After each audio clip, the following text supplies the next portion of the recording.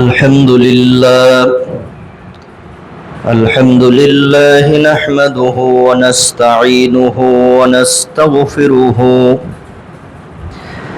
ونؤمن به ونتوكل عليه ونعوذ بالله من شرور أنفسنا ومن سيئات أعمالنا. من يهده الله فلا مضل له ومن يضلله فلا هادي له. ونشهد أن لا إله إلا الله وحده لا شريك له. وأشهد أن سيدنا وحبيبنا ومولانا محمدا عبده ورسوله الذي أرسله بالحق بشيرا ونذيرا وداعيا إلى الله بإذنه وسراجا منيرا. أما بعد فقد قال الله تبارك وتعالى في كلامه المجيد وفرقانه الحميد. أعوذ بالله من الشيطان الرجيم. بسم الله الرحمن الرحيم. يا أيها الذين آمنوا إذا قمتم إلى الصلاة فاغسلوا وجوهكم وأيديكم إلى المرافق وامسحوا برؤوسكم وأرجلكم إلى الكعبين وإن كنتم جنبا فاطهروا إلى آخر الآية. وقال النبي صلى الله عليه وسلم عن ابن عباس رضي الله تعالى عنه قال أن رسول الله صلى الله عليه وسلم خرج من الخلاء فقرب إليه الطعام فقالوا يا رسول الله صلى الله عليه وسلم ألا نأتيك بوضوء؟ قال إنما أمرت بالوضوء إذا قمت إلى الصلاة إلى آخر الحديث. رواه الترمذي. আলহামদুলিল্লাহ, সমস্ত তারিফ ও প্রশংসা নিবেদন করছি সেই মহান মহিয়ান আল্লাহ রাব্বুল ইজ্জাত ওয়াল জালালের দরবারে, যার অশেষ মেহেরবানিতে আজকে পবিত্র জুমআবারে আমরা আল্লাহর কিছু সংখ্যক দিনদার ইমানদার মুসলিম ভ্রাতৃবৃন্দ আমাদের শত ব্যস্ততাকে উপেক্ষা করে মহান রবের ডাকে সাড়া দিয়ে তার ঘর মসজিদে এসে বসতে পেরেছি। অতি স্বল্প সময়ের জন্য হলেও তাকে স্মরণ করার, তার কাছ থেকে কিছু গুনাহখাতা মাফ করিয়ে নেওয়ার একটি সুবর্ণ সুযোগ যে আল্লাহ রাব্বুল আলামিন আপনাকে আমাকে করে দিয়েছেন, এজন্য তার বারগাহে সিজদায়ে শুকর আদায় করছি। সকলেই পড়ি আলহামদুলিল্লাহ। অসংখ্য অগণিত দরুদ ও সালাম বর্ষিত হোক বিশ্ব মানবতার মুক্তির দিশারি সৈয়দুল মুরসালিন রাহমাতুল লিল আলামিন খাতামুন নবিয়্যিন তাজদাল মদিনা দুলাল আমিনা জনাব মুহাম্মদুর রাসূলুল্লাহ সাল্লাল্লাহু আলাইহি ওয়াসাল্লামের উপর আমরা সকলেই পড়ি আল্লাহুম্মা সাল্লি আলাইহি আল্লাহুম্মা বারিক আলাইহি। অতঃপর তার পরিবার পরিজন, আত্মীয় স্বজন, সাহাবায়ে কেরাম, তাবেঈন ইজম, আইম্মায়ে মুজতাহিদিন তথা গোটা বিশ্বের অন্যান্য সমদয় নির্যাতিত ও নিষ্পেষিত মুসলমানদের উপর আল্লাহর অশেষ রহমত এবং গায়েবী মদদ বর্ষিত হোক। সকলেই পড়ি আল্লাহুম্মা আমিন। সম্মানিত উপস্থিতি, আজকে একটা অত্যন্ত গুরুত্বপূর্ণ বিষয় নিয়ে আলোচনা করব ইনশাআল্লাহ। বিশেষ করে মা বোনেরা যারা এসেছেন, আপনারাও অত্যন্ত মনোযোগ সহকারে শুনবেন। আমাদের সমাজে একটা ভ্রান্ত ধারণা রয়েছে, ভ্রান্ত বিশ্বাস রয়েছে, যার সাথে কোরআন এবং সুন্নাহর কোনো মিল নেই।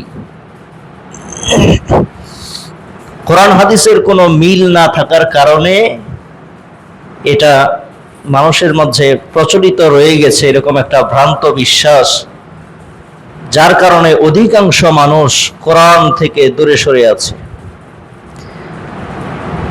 অধিকাংশ মানুষ কোরআন পড়া থেকে, কোরআনের জ্ঞান অর্জন থেকে তারা দূরে সরে আছে। আলোচ্য বিষয় হলো ওযু ছাড়া কোরআন স্পর্শ করা, এটার একটা দলিল ভিত্তিক পর্যালোচনা। আমরা জানি কোরআনুল কারীমটা মহাগ্রন্থ আল কোরআন, আল্লাহ বলছেন হুদাল লিন-নাস ওয়া বায়িনাতিম মিনাল হুদা ওয়াল ফুরকান, সমগ্র মানব জাতির জন্য। এখানে শুধু হুদাল লিল মুমিনিন বা হুদাল লিল মুসলিমিন বা হুদাল লিল মুত্তাকিন এই শব্দগুলি ব্যবহার করেন নাই। হুদাল লিন-নাস বলে পৃথিবীর সমস্ত মানুষকে বুঝিয়েছেন। সে হতে পারে মুসলিম, হতে পারে খ্রিস্টান, হতে পারে ইহুদি, হতে পারে হিন্দু, হতে পারে অন্যান্য ধর্মাবলম্বী। বলা হচ্ছে হুদাল লিন-নাস ওয়া বায়িনাতিম মিনাল হুদা ওয়াল ফুরকান। এই কোরআনটাকে আল্লাহ রাব্বুল আলামিন সমগ্র মানব জাতির জন্য হেদায়েতের সুস্পষ্ট দিক নির্দেশন হিসাবে, হেদায়েতের সুস্পষ্ট পথ নির্দেশিকা হিসাবে আল্লাহ প্রেরণ করেছেন এবং সত্য মিথ্যার পার্থক্যকারী রূপে। সুবহানাল্লাহি বিহামদি। অথচ এই কোরআন থেকে আমরা অধিকাংশ মানুষ দূরে সরে আছি। আমাদের সমাজের অনেক মানুষেরই একটা ধারণা হলো কোরআন মাজিদকে ওযু ছাড়া স্পর্শ করা যায় না, বা এটা মহাপাপ। কোরআন ওযু ছাড়া স্পর্শ করা এটা মহাপাপ, ওযু ছাড়া স্পর্শ করা যাবে না, পড়া যাবে না, ধরা যাবে না, এরকম একটা ভ্রান্ত বিশ্বাস আমাদের অনেকের মধ্যেই রয়েছে, যা কোরআন এবং হাদিস দ্বারা প্রমাণিত নয়। ওযু ছাড়া কোরআন স্পর্শ করা যাবে না মর্মে কোরআনে কোনো আয়াত বর্ণিত হয়নি, হাদিসেও এর ব্যাপারে কোনো সুস্পষ্ট দিক নির্দেশনা পাওয়া যায় না। তবে কোরআন অধ্যয়ন করার ক্ষেত্রে যেটা বাধ্যতামূলক করতেই হবে, এই ব্যাপারে আল্লাহ রাব্বুল আলামিন কোরআনে বলছেন ফাস্তাইয বিল্লাহি মিনাশ শাইতানির রাজীম। যখন তোমরা কোরআন অধ্যয়ন করবে, কোরআন পাঠ করবে, তখন অবশ্যই অবশ্যই অভিশপ্ত শয়তান থেকে আল্লাহর কাছে আশ্রয় প্রার্থনা করবে। কেননা কোরআন যেহেতু মানব জাতির জন্য হেদায়েতের সুস্পষ্ট দিক নির্দেশন, হেদায়েতের সুস্পষ্ট নিদর্শন, এই জন্য ইবলিস শয়তান মানুষকে কোরআন পড়তে দেয় না। ইবলিস শয়তান মানুষকে কোরআনের ধারের কাছে যেতে দেয় না, কারণ কোরআন পড়লেই একজন মানুষের হেদায়েত হয়ে যাওয়ার সম্ভাবনা রয়েছে। যুগে যুগে এরকম বহু প্রমাণ রয়েছে। বহু নাস্তিক, বহু বিধর্মী, যারা ইসলামের চরম দুশমন, শত্রু, মুসলমানদের শত্রু, এবং তারা সবসময় মুসলমানদেরকে অপমান অপদস্থ করতে চায়, আল্লাহর ভুল ধরতে চায়, কোরআনের ভুল ধরতে চায়। এরকম মানুষও কোরআন অধ্যয়ন করতে গিয়ে, কোরআনের ভুল ধরতে গিয়ে আল্লাহ রাব্বুল আলামিন তাদেরকে হেদায়েত দান করেছেন। সুবহানাল্লাহি ওয়া বিহামদি। তার মানে কোরআনটা যদি একজন কাফের সেও স্পর্শ করে, হেদায়েত, আল্লাহ তাকে হেদায়েত দিতে পারে। এই জন্য কোরআনটা কারো প্রতি নিষেধ করা হয়নি। আল্লাহ রাব্বুল আলামিন কোরআনে কারীমের সূরা আল মাইদার 6 নম্বর আয়াতে স্পষ্ট করে একটা ব্যাখ্যা দিয়েছেন। সেটা হলো ওযুর যে বিষয়টা, ওযু করার জন্য একমাত্র নামাজটা শর্ত। নামাজের জন্য ওযু করতে হবে বাধ্যতামূলক। এছাড়া অন্য কোনো বিষয়ে ওযু করতে হবে এরকম কোনো বিষয় স্পষ্টভাবে বর্ণনায় আসেনি। আল্লাহ রাব্বুল আলামিন কোরআনে কারীমের আয়াত অবতীর্ণ করে জানিয়ে দিচ্ছেন, ইয়া আইয়ুহাল্লাযীনা আমানু, হে বিশ্বাস স্থাপনকারীগণ, হে ঈমানদারগণ, সমগ্র ঈমানদার যারা, মুত্তাকী যারা, তাদেরকে এই আয়াতের মাধ্যমে আল্লাহ রাব্বুল আলামিন ডাক দিয়ে বলছেন, ইযা কুমতুম ইলাস সালাহ, যখন তোমরা সালাতের জন্য দাঁড়াবে, সালাতের প্রস্তুতি নিবে, ফাগসিলু উজুহাকুম, তখন তোমরা ওযু করবে, তোমাদের গোসল করবে, মুখমণ্ডলটা ধৌত করবে, ওয়া আইদিয়াকুম ইলাল মারাফিকি, এবং তোমাদের হাত কুনুই পর্যন্ত ভালো করে ধৌত করবে, ওয়ামসাহু বিরুউসিকুম, এবং তোমাদের মাথা মাসাহ করবে, ওয়া আরজুলাকুম ইলাল কাবাইনি, আর তোমাদের পায়ের গোড়ালি সহ ভালো করে ধৌত করবে। এই আয়াত থেকে ওযুর ফরজ আমাদের সমাজে প্রচলিত, ওযুতে 3 ফরজ সাধারণত নোরানির বাচ্চারা পড়ে থাকে যে ওযুতে 3 ফরজ, সমস্ত মুখ ধোয়া, মাথা মাসাহ করা, দোনো হাতের কনুই সহ ধোয়া। কিন্তু এখানে আল্লাহ রাব্বুল আলামিন ওযুর ফরজ কয়টা বললেন? 4টা ফরজের কথা বলেছেন। এক হলো সমস্ত মুখমণ্ডল ধৌত করা, এরপরে দুই হাতের কনুই পর্যন্ত ভালো করে ধোয়া, মাথা মাসাহ করা, আর 4 নম্বর ওয়া আরজুলাকুম ইলাল কাবাইনি, আপনার পায়ের গোড়ালি সহ ভালো করে ধৌত করা। তাহলে ওযুর ফরজ কয়টি? 4টি। তাহলে এটাও প্রচলিত বিধান অনুযায়ী সবাই জানে ওযুতে 3 ফরজ, অথচ আল্লাহ এখানে বলছেন ওযুতে 4 ফরজ। সম্মানিত উপস্থিতি, তাহলে এই আয়াত অবতীর্ণ করে আল্লাহ রাব্বুল আলামিন বলছেন, যখন তোমরা সালাতের জন্য দাঁড়াবে, নামাজের জন্য দাঁড়াবে, তখনই কেবল তুমি ওযু করবে, পবিত্রতা অর্জন করবে,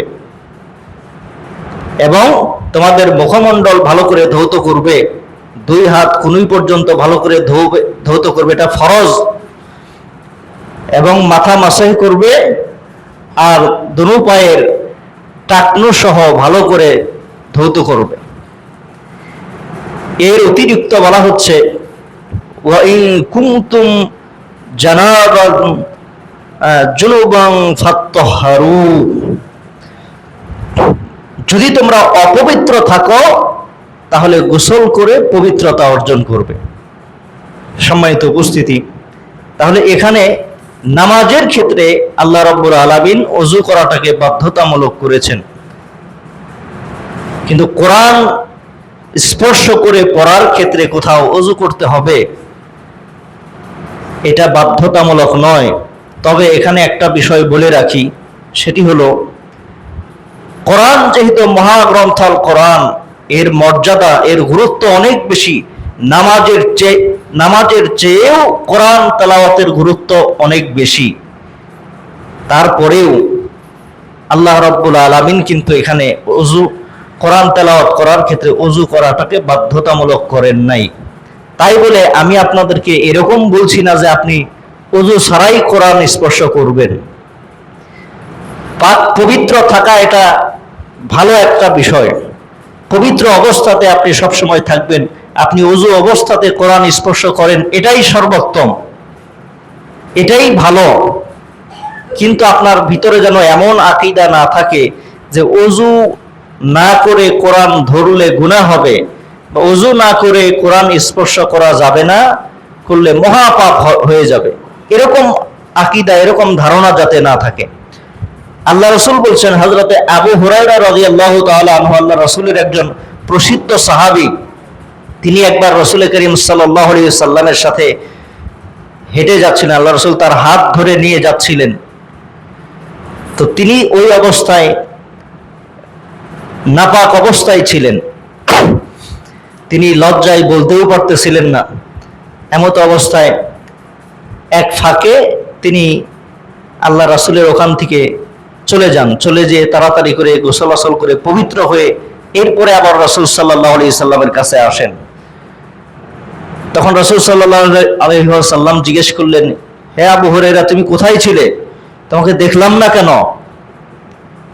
আবু হুরায়রা রাদিয়াল্লাহু তাআলা আনহু তখন বিষয়টি আল্লাহ রাসূলকে খুলে বললেন। আল্লাহ রাসূল বললেন, সুবহানাল্লাহ, মুসলমান কখনো অপবিত্র হয় না, নাপাক হয় না। কেবলমাত্র কাফের যারা, কেবলমাত্র মুশরিক যারা, তারাই অপবিত্র। আল্লাহ বলছেন, ইন্নামাল মুশরিকুনা নাজাসুন। মুশরিক যারা, কাফের যারা, তারাই অপবিত্র। তারা যতই ওযু করুক, গোসল করুক, পবিত্রতা অর্জন করুক, তারপরেও তারা পবিত্র নয়। তারা আকীদাগতভাবে, ঈমানের দিক থেকে তারা অপবিত্র। কাজেই তারা ওযু করলেও অপবিত্র, গোসল করলেও অপবিত্র। আর মুসলমানের ক্ষেত্রে কিন্তু এটা নয়। মুসলমান তারা ওযু মানে শারীরিক অপবিত্রতার কারণে সে সাময়িক অপবিত্র হতে পারে, কিন্তু আকীদাগত দিক থেকে, মানসিক দিক থেকে মুসলমান কখনোই অপবিত্র নয়। এজন্য যখন গোসল ফরজ হয়ে যায়, এমত অবস্থায় কোরআন স্পর্শ করা, পড়া সবকিছুই নিষেধ। ভালো করে বুঝেন, যখন গোসল ফরজ হয়ে যায়, এই অবস্থাতে কোরআন পড়া, ধরা সবকিছুই নিষেধ। আর স্বাভাবিকভাবে দৈনন্দিন জীবনে বেশিরভাগ মানুষেরই ওযু থাকে না। এমত অবস্থায় যদি কেউ কোরআন স্পর্শ করে, ধরে, পড়ে, তাহলে এই জন্য সে গুনাহগার হবে না। তবে ওযু করে নেওয়াটা উত্তম, ভালো। সম্মানিত উপস্থিতি, তাহলে এখানে যে বিষয়টি স্পষ্টভাবে বোঝা গেল যে কোরআন মাজিদ আল্লাহ রাব্বুল আলামিনের মহাগ্রন্থ, আসমানি কিতাব হওয়ার পরেও এই কোরআনটাকে যদি আপনি অধ্যয়ন করতে যান, তার জন্য আপনাকে আলাদা করে ওযু করতে হবে না। এই নিয়মটা যদি সব জায়গায় প্রচলন থাকতো, তাহলে অধিকাংশ মানুষ, অনেক মানুষই হয়তো তাদের দৈনন্দিন জীবনে কোরআনের অধ্যয়ন থাকতো। কেউ পকেটে রাখতো, বা যে কোনো অবস্থাতেই সে গাড়িতে চলছে তখনও কোরআন বের করে পড়তে পারত। কিন্তু যারা এটাকে নিষিদ্ধ করে দিয়েছেন, মানুষের মাঝে একটা ভ্রান্ত ধারণার সৃষ্টি করে দিয়েছেন, তাদের কারণে এই কোরআন থেকে মানুষ দূরে সরে আছে। সম্মানিত উপস্থিতি, তাহলে এগুলো আমাদেরকে অত্যন্ত সূক্ষ্মভাবে চিন্তা করতে হবে, বুঝতে হবে, উপলব্ধি করে, জাস্টিফাই করে এরপরে আমল করতে হবে। আল্লাহ রাসূলের একজন প্রসিদ্ধ সাহাবী ইবনে আব্বাস রাদিয়াল্লাহু তাআলা আনহু থেকে হাদিস বর্ণনা হচ্ছে। এখানে আল্লাহ রাসূল বলছেন কি, আন ইবনে আব্বাস রাদিয়াল্লাহু তাআলা আনহু قال ان رسول الله صلى الله عليه وسلم خرج من الخلاء فقرب عليه إليه طعام। আল্লাহ রাসূল সাল্লাল্লাহু আলাইহি ওয়াসাল্লাম একবার পায়খানা থেকে বের হলেন, বের হওয়ার পরে তার সামনে খাবার দাবার সব রেডি। এবার সাহাবায়ে কেরামরা জিজ্ঞেস করলেন, ফাকালু, সাহাবায়ে কেরামরা বলছেন, আলা নাতিকা বিউযু, হে আল্লাহর রাসূল, আমরা কি আপনার জন্য ওযুর পানির ব্যবস্থা করে দিব, ওযু করে নেবেন? তখন আল্লাহ রাসূল বলছেন, ক্বালা রাসূলুল্লাহ সাল্লাল্লাহু আলাইহি ওয়াসাল্লাম, ইন্নামা উমিরতু বিউযুই ইযা কুমতু ইলাস সালাহ। সুবহানাল্লাহি বিহামদি। এটা সুনান তিরমিজিতে হাদিসটি এসেছে, আবু দাউদে এসেছে, তিরমিজির 1847 নম্বর হাদিস। আল্লাহ রাসূল এখানে বলছেন, যখন আল্লাহ রাসূলকে বলা হলো যে আমরা কি আপনার জন্য ওযুর পানি এনে দিব, তখন রাসূল সাল্লাল্লাহু আলাইহি সাল্লাম বলছেন যে আমি কেবল সালাত আদায় করার উদ্দেশ্যেই ওযু করার জন্য আদিষ্ঠিত হয়েছি, অন্য কোনো বিষয়ে ওযু করতে হবে এই ব্যাপারে আল্লাহ আমাকে নির্দেশ দেন নাই। তাহলে বোঝা গেল যে কেবলমাত্র সালাতের জন্য ওযু করাটা বাধ্যতামূলক। আর কোরআন পড়ার ক্ষেত্রে যেটা করতে হবে সেটা হলো অভিশপ্ত শয়তান থেকে আল্লাহর আশ্রয় প্রার্থনা করতে হবে। কেননা শয়তান মানুষকে ধোঁকা দিয়ে, ওয়াসওয়াসা দিয়ে মানুষকে কোরআন থেকে দূরে সরিয়ে রাখে। সম্মানিত উপস্থিতি, এছাড়া অন্যত্র আরেকটা আয়াতে আল্লাহ রাব্বুল আলামিন ঈমানদার মুত্তাকীদেরকে এখানেও বলছেন। এই আয়াতগুলো থেকে পর্যালোচনা করলে বোঝা যায় যে কোরআন অধ্যয়ন করার জন্য ওযুর কথা বলা হয় নাই, বরং নামাজের ক্ষেত্রেই বলা হয়েছে। আল্লাহ বলেছেন, ইয়া আইয়ুহাল্লাযীনা আমানু, হে ঈমানদারগণ, লা তাকরাবুস সালাতা ওয়া আনতুম সুকারা, তোমরা নেশাগ্রস্ত অবস্থায় সালাতের ধারের কাছে যেও না। তাহলে এখানে নেশাগ্রস্ত যে ব্যক্তি, মাতাল যে ব্যক্তি, এমত অবস্থায় তাকে সালাত পড়বে তো দূরের কথা, সালাতের ধারের কাছে যেতেও নিষেধ করা হয়েছে। কেননা ওই সময় সে কি উচ্চারণ করতে গিয়ে কি উচ্চারণ করে ফেলবে সে নিজেই জানে না, তার তখন মস্তিষ্ক কাজ করে না, ঠিক থাকে না। এজন্য নেশাগ্রস্ত অবস্থায় সালাতের ধারের কাছেও যেতে নিষেধ করা হয়েছে, কিন্তু কোরআনের ক্ষেত্রে কিন্তু এভাবে বলা হয় নাই। সম্মানিত উপস্থিতি, তাহলে আমাদেরকে এই বিষয়গুলো খুব সূক্ষ্মভাবে চিন্তা করতে হবে।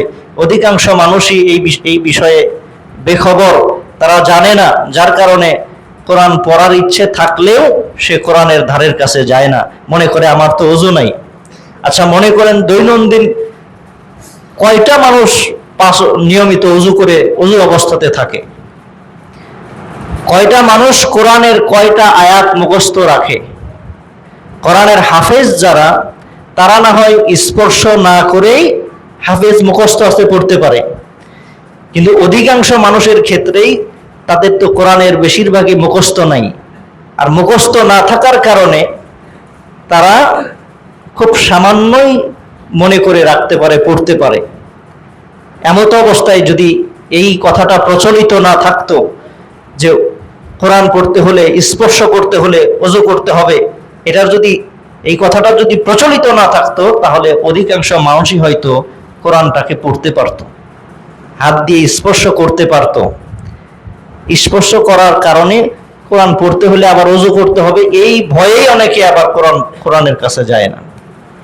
অনেকে তার বাসায় লাল কাপড়ে পেঁচাইয়া কোরআন যে রেখে দিয়েছে, এমন করে রেখে দিয়েছে, সেটা মাকড়সার জাল পরে নষ্ট হয়ে কি অবস্থা হয়ে আছে, জীবনেও কোনোদিন খুলে দেখে না। অথচ এটা হলো আসমানি গ্রন্থ, মহাগ্রন্থ, যেটা সবচেয়ে গ্রহণযোগ্য কিতাব। যে গ্রন্থ নাজিলের পরে পূর্বের যত গ্রন্থ ছিল, পূর্বের নবী রাসূলদের প্রতি যে গ্রন্থ নাজিল হয়েছিল, সেগুলো রহিত হয়ে গেছে। আল্লাহু আকবার, সুবহানাল্লাহি বিহামদি। এরকম পাওয়ারফুল একটা কিতাব আমরা এরকম অবহেলা করে রেখে দিই। সম্মানিত উপস্থিতি, আরেকটা হাদিস বলছি এই বিষয়টাকে আরো ক্লিয়ার করার জন্য, ভালো করে শুনবেন। عن علي رضي الله تعالى عنه قال قال رسول الله صلى الله عليه وسلم, হযরত আলী রাদিয়াল্লাহু তাআলা আনহু থেকে হাদিস বর্ণিত, আল্লাহ রাসূল এখানে বলছেন কি ইয়াখরুজু মিনাল খালাই ফায়াকরিউনাল কোরআন। রাসূল করিম সাল্লাল্লাহু আলাইহি সাল্লাম যখন শৌচাগার থেকে বের হলেন, বের হয়েই তখন সাহাবায়ে কেরামদেরকে নিয়ে কোরআন অধ্যয়ন করালেন, কোরআন পড়াতে লাগলেন। এবং শুধু কোরআনই পড়ালেন না, বরং তাদের সাথে খাবার দাবার খেলেন। এমত অবস্থায় তিনি ওযু করেন নাই। সম্মানিত উপস্থিতি, তাহলে ওযুটা খাওয়ার ক্ষেত্রে, কোরআন পড়ার ক্ষেত্রে বা অন্য কোনো ক্ষেত্রে বাধ্যতামূলক নয়, শুধুমাত্র নামাজ ব্যতীত। নামাজের জন্য ওযু করতেই হবে, পবিত্রতা অর্জন করতেই হবে, এছাড়া আপনার নামাজ শুদ্ধ হবে না, নামাজই হবে না। সম্মানিত উপস্থিতি, এরকম আরো অনেক বিষয় রয়েছে। অন্যত্র আরেকটি আয়াত যেটি দলিল হিসাবে পেশ করা হয় যে ওযু ছাড়া কোরআন স্পর্শ করা যাবে না, আল্লাহ রাব্বুল আলামিন এখানে বলছেন ওয়া ইন্নাহু লাকাসামুন লাউ তা'লামুনা আযীম। হ্যাঁ, ইন্নাহু কুরআনুন কারীম, নিশ্চয় এটা মহা সম্মানিত কোরআন। আর এই কোরআনটা একটা সংরক্ষিত কিতাবে লিপিবদ্ধ করা আছে এবং বলা হচ্ছে যে এটা সংরক্ষিত কিতাবে আছে। অন্য আয়াতে আল্লাহ এটার ব্যাখ্যাটা, আয়াতের অর্থটা এমন হবে যে ফি লাউহে মাহফুজ, এটা লাউহে মাহফুজের কোরআনের কথা বলা হয়েছে। লাউহে মাহফুজে যে কোরআনটা সংরক্ষিত আছে, লিপিবদ্ধ আছে, সংরক্ষিত আছে, এটা পবিত্র ব্যক্তি ছাড়া কেউ স্পর্শ করতে পারে না। আর লাউহে মাহফুজে ফেরেশতা ছাড়া অন্য কেউ যেতে পারে না।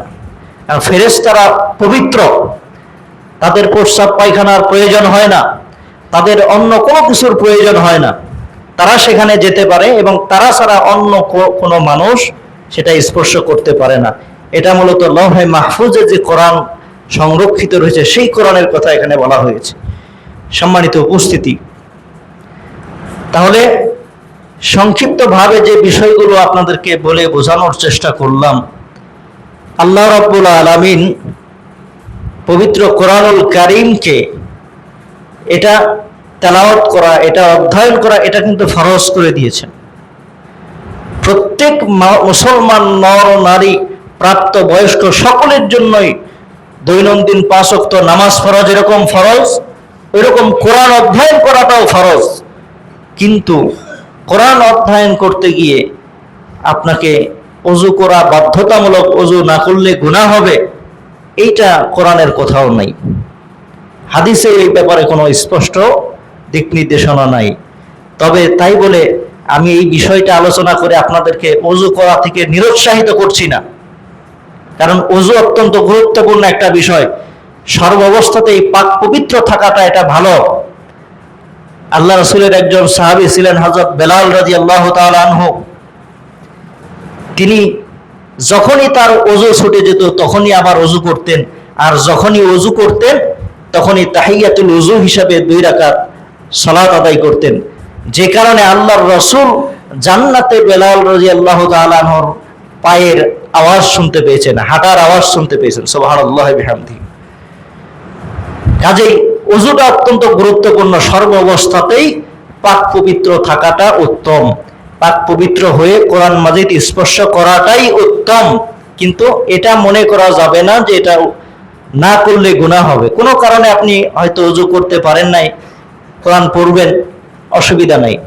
কিন্তু অপবিত্র অবস্থায়, শারীরিকভাবে যে মানুষ নাপাকি অবস্থাতে থাকে, এরকম অবস্থা ছাড়া, হায়েজ অবস্থা ছাড়া বাকি সব সময় কোরআন পড়া যাবে, পড়ানো যাবে। আরেকটি হাদিস বলে শেষ করছি। আল্লাহ রাসূলের আরেকটি হাদিসে যেখানে বলা হচ্ছে, হযরত আয়েশা রাদিয়াল্লাহু তাআলা আনহা থেকে হাদিস বর্ণিত, তিনি বলছেন যে রাসূল করিম সাল্লাল্লাহু আলাইহি ওয়াসাল্লাম একবার আমার হায়েজ অবস্থাতে আমার কোলে হেলান দিয়ে কোরআন অধ্যয়ন করছিলেন, কোরআন তেলাওয়াত করছিলেন। তাহলে এই হাদিসটা বলার কারণ হলো এটাই যে অপবিত্র অবস্থাতে কোরআন শুনতেও কোনো বাধা নেই। আপনি যদি শারীরিকভাবে অপবিত্র থাকেন তাহলে কোরআন শুনলে তাতে কোনো অসুবিধা নেই, গুনাহ হবে না, স্পর্শ করাটা ঠিক না। সম্মানিত উপস্থিতি, এই জন্য এই বিষয়গুলো যে আমাদের মধ্যে, যাদের মধ্যে এই ভ্রান্ত ধারণাগুলো রয়েছে, আশা করি বিষয়টি পরিষ্কার হয়েছে। ইনশাআল্লাহ সমস্ত মুসলিম উম্মাদেরকেই এই বিষয়ে সতর্ক সাবধান থাকতে হবে। বেশি বেশি কোরআন অধ্যয়ন করতে হবে, বেশি বেশি কোরআন পাঠ করে কোরআন থেকে সঠিক জ্ঞানটা নেওয়ার চেষ্টা করতে হবে। কারণ আল্লাহ রাব্বুল আলামিন বলছেন, আপনি যখন কোরআন তেলাওয়াত করবেন তখন আপনার মধ্যে হেদায়েতের একটা নিদর্শন চলে আসবে, হেদায়েত হওয়ার সম্ভাবনা থাকবে। যারাই কোরআনের কাছে গিয়েছে, যারাই কোরআন অধ্যয়ন করেছে, যুগে যুগে বহু মানুষ আছে যারা এই কোরআন পড়ে, কোরআন শুনে, কোরআন অনুযায়ী আমল করে তারা হেদায়েত প্রাপ্ত হয়েছে। বহু কাফের মুশরিক তারাও কোরআনের আলোয় আলোকিত হয়েছে। কাজেই কোরআন থেকে যাতে আমরা দূরে সরে না যাই, আমাদের ধর্মগ্রন্থ হলো মহাগ্রন্থ আল কোরআন। এই কোরআনটাকে যদি আমরা শক্ত মজবুত ভাবে বুকে ধারণ করতে পারি, অন্তরে ধারণ করতে পারি, কার্যতে বাস্তবায়ন করতে পারি, তাহলে কোনো ইহুদি, কোনো খ্রিস্টান, কোনো নাসারা, কোনো বৌদ্ধ, কোনো হিন্দু, কারো সাহস নাই মুসলমানদেরকে পরাজিত করার। সুবহানাল্লাহ বিহামদি।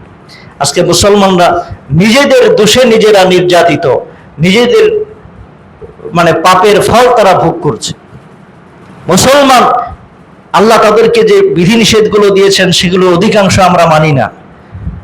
আমরা কোরআন পড়ি না, আমরা সালাত আদায় করি না, ইসলামের অধিকাংশ বিধানই আমরা মানি না, যার কারণে বালা মুসিবত আমাদের ঘাড়ে চেপে বসেছে। সম্মানিত উপস্থিতি, কিছু বালা মুসিবত আছে যেগুলো আল্লাহ প্রদত্ত, আল্লাহ মানুষকে পরীক্ষা করে থাকেন। মুমিন মুসলমান যার ইমানের পাওয়ার যত বেশি, তার পরীক্ষাও তত কঠিন হবে। ওয়ালা নাবলুওয়ান্নাকুম বিশাইইম মিনাল খাউফি ওয়াল জুই ওয়া নাকসিম মিনাল আমওয়ালি ওয়া আনফুসি ওয়াস সামারাত। মুমিন মুসলমানদেরকে আল্লাহ পরীক্ষাও করবেন, বালা মুসিবত দিয়ে, সন্তানাদি কেড়ে নিয়ে, জানমালের ক্ষয়ক্ষতি দিয়ে, ব্যবসা বাণিজ্যের ক্ষতি দিয়ে বিভিন্নভাবে তাদেরকে পরীক্ষার সম্মুখীন করবেন। যার ইমান যত বেশি তার পরীক্ষা তত বেশি কঠিন হবে, ইমান যার যত কম তার পরীক্ষাও কম। সম্মানিত উপস্থিতি, এজন্য সামান্য কিছুতেই বিচলিত হওয়া যাবে না, হতাশ হওয়া যাবে না। আল্লাহর উপরে তাওয়াক্কুল রাখতে হবে, বিশ্বাস রাখতে হবে, ভরসা রাখতে হবে। আল্লাহ রাব্বুল আলামিন যেন আমাদের সকলকে এই বিষয়গুলো ভালো করে বুঝে আমলে বাস্তবায়ন করার তৌফিক দান করেন। সকলেই বলি আল্লাহুম্মা আমিন। বিশেষ করে মা বোনরা যারা এসেছেন, আপনাদের মধ্যে এগুলি নিয়ে বেশি অনিয়ম লক্ষ্য করা যায়। সামান্য একটু কিছু হলেই আপনারা হতাশ হয়ে পড়েন, আপনারা খুব অন্যরকম আচরণগুলো করেন যেগুলি কোরআন হাদিসের সাথে সম্পর্ক নয়। বাচ্চা একটু কান্নাকাটি করলে, অসুস্থ হলেই আপনি নিয়ে যান কবিরাজের কাছে, আপনি তাবিজ দিয়ে গলায় ঝুলিয়ে দেন, হাতে সুতা বেঁধে দেন, গলায় সুতা বেঁধে দেন, কোমরে সুতা বেঁধে দেন। এগুলি সম্পূর্ণ নিষেধ, শিরক। আল্লাহ রাসূল বলছেন, মানে আল্লাকা তামিমাতান ফাকাদ আশরাকা, যে ব্যক্তি তাবিজ লটকালো, তাবিজ কবজ তার গলায়, শরীরে, কোমরে, যে কোনো জায়গায় যদি কেউ তাবিজ ব্যবহার করে তাহলে এটা প্রকাশ্য শিরক। অবশ্যই শিরক থেকে বেঁচে থাকতে হবে। আল্লাহ রাব্বুল আলামিন ঝাড়ফুঁককে বৈধ করে দিয়েছেন, পুরা কোরআনটাকেই শিফা হিসাবে বলেছেন। কাজে আপনি কোরআনের যে কোনো আয়াত, যে কোনো অংশ পড়ে আপনি ঝাড়ফুঁক দেন, নিজের শরীরে নিজেই ঝাড়ফুঁক দেন, সন্তানকে ঝাড়ফুঁক দেন। বিশেষ করে সূরা ফালাক, সূরা নাস, সূরা ইখলাস, এই সূরাগুলো পড়ে পড়ে আপনি ফু দেন, সূরা ফাতিহা পড়ে আপনি ফু দেন, আয়াতুল কুরসি পড়ে শরীরটাকে বন্ধ করে দেন। এগুলোই যথেষ্ট। এগুলোর প্রতি যদি পরিপূর্ণভাবে বিশ্বাস এবং আস্থা থাকে তাহলে আর কবিরাজের কাছে যেতে হবে না, অন্য কোনো পথ অবলম্বন করতে হবে না। কালোজিরা এবং মধু মৃত্যুবাদে সকল রোগের মহা ঔষধ। তাহলে আপনি আপনার সন্তানকে কালোজিরা খাওয়ান, কালোজিরার তেল খাওয়ান, মধু খাওয়ান, খাঁটি মধু যাতে হয়, বিশুদ্ধ যাতে হয়, এই বিষয়টা লক্ষ্য রাখতে হবে। তাহলে এগুলোর প্রতি যদি ওইরকম বিশ্বাস থাকে, আস্থা থাকে, আপনাকে অন্য কোনো কিছু নিয়ে চিন্তা করতে হবে না। আল্লাহ রাব্বুল আলামিন আমাদেরকে বিষয়গুলো ভালোভাবে বোঝার এবং আমল করার তৌফিক দান করুন। সকলেই বলি আল্লাহুম্মা আমিন। ওয়া কওলি হাযা আস্তাগফিরুল্লাহ লি ওয়া লাকুম ওয়া লিসাইলিল মুসলিমিন। বারাকাল্লাহু লানা ওয়া লাকুম ফিল কুরআনিল আযীম ওয়া নাফা'না ওয়া ইয়্যাকুম বিল আয়াতি ওয়া যিকরুল হাকীম।